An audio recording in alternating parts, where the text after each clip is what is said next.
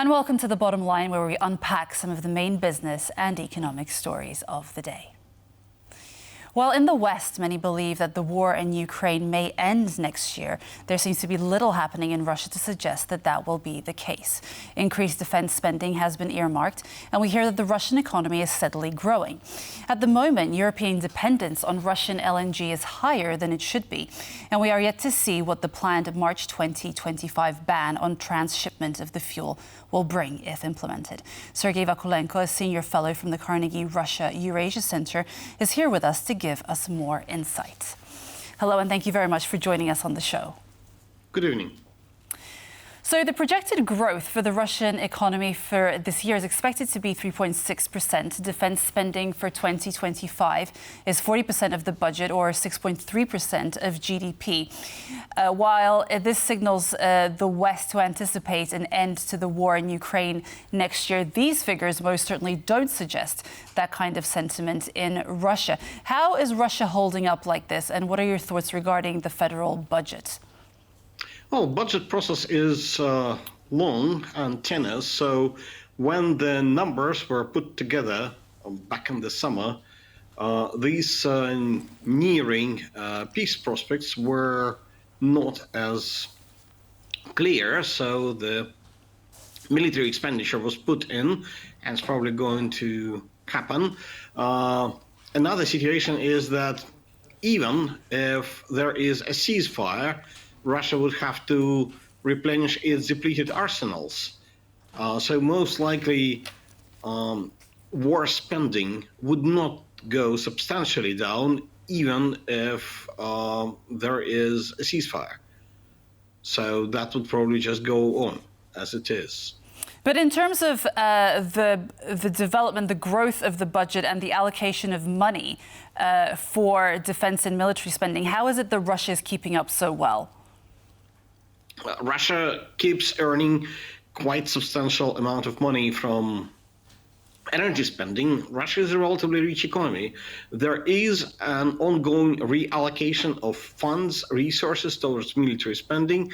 It starts to show up in real income of large slices of population.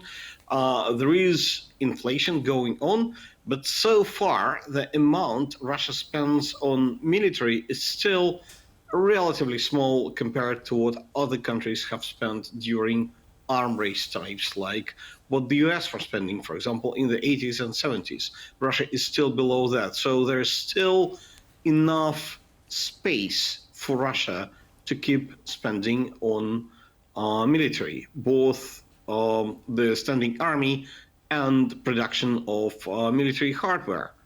Of course, it's partially funded by energy exports.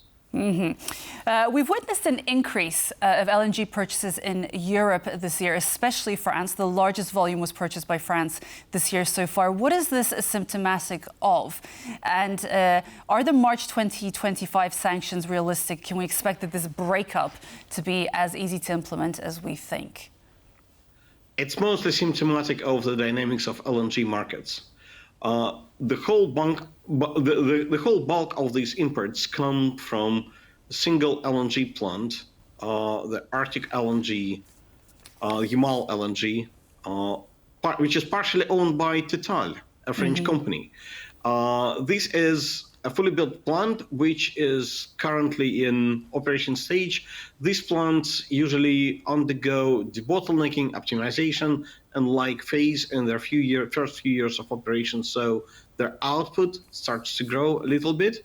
And this is the nearest LNG plant to Europe. There are no ban for European buyers to buy that LNG, and it just makes commercial sense to buy it as opposed to other sources. So that's what's going on.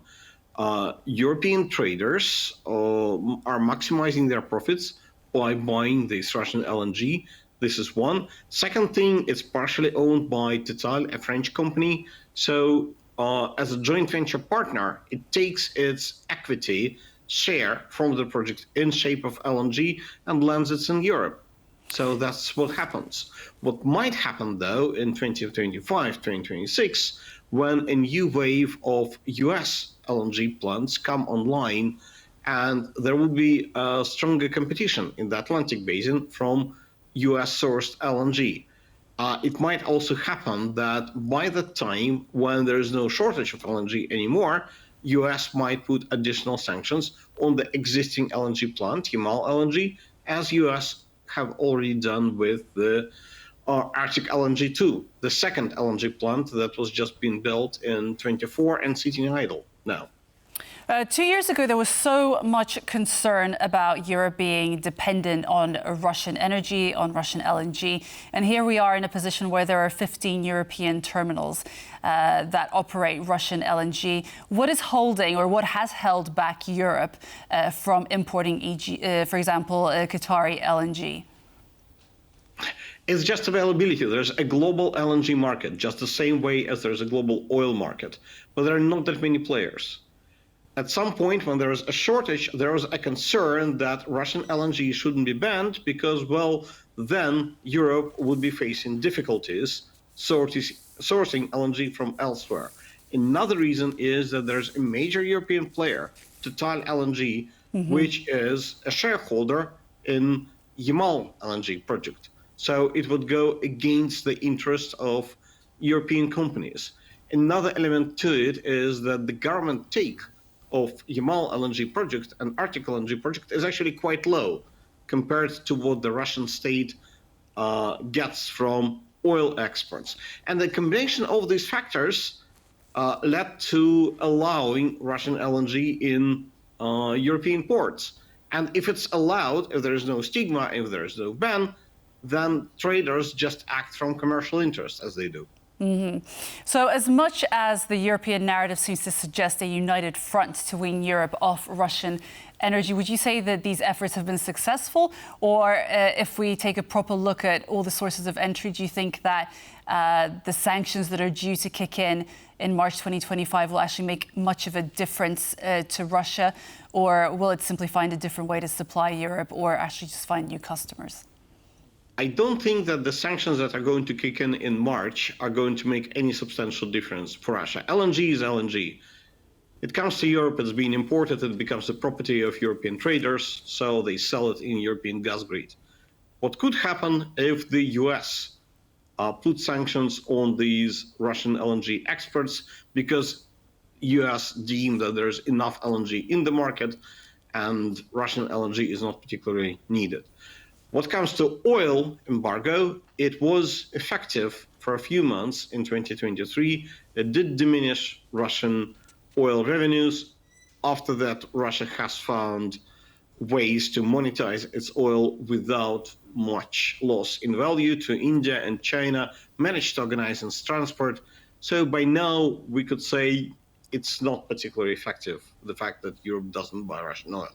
And just as we wrap up, I wanted to ask you about the significance of the decreasing levels of European, they're decreasing, but they're still there, the levels of European LPG imports in the face of the looming sanctions that are due to kick in December of this year. Will that make any difference to Russia? No, not really. LPG is a niche product. It's a very small share of Russian revenues. That LPG will find market for itself in Africa and Asia. So yes, there will be higher transportation costs, but this would be about it. Okay, so not that much of impact coming from these sanctions by the looks of it. Okay, Sergey Vakulenko, thanks so much for joining us again on The Bottom Line. Thank you, my pleasure. And that was Sergey Vakulenko, Senior Fellow from the Carnegie Russia Eurasia Center. I was your host, Marie Kay. So join us every weekday for Business Arena at 5 p.m. CET on TVP World. And for the latest in regional business, follow us on X and on tvpworld.com. And for more news and features, stay with us on TVP World. Goodbye.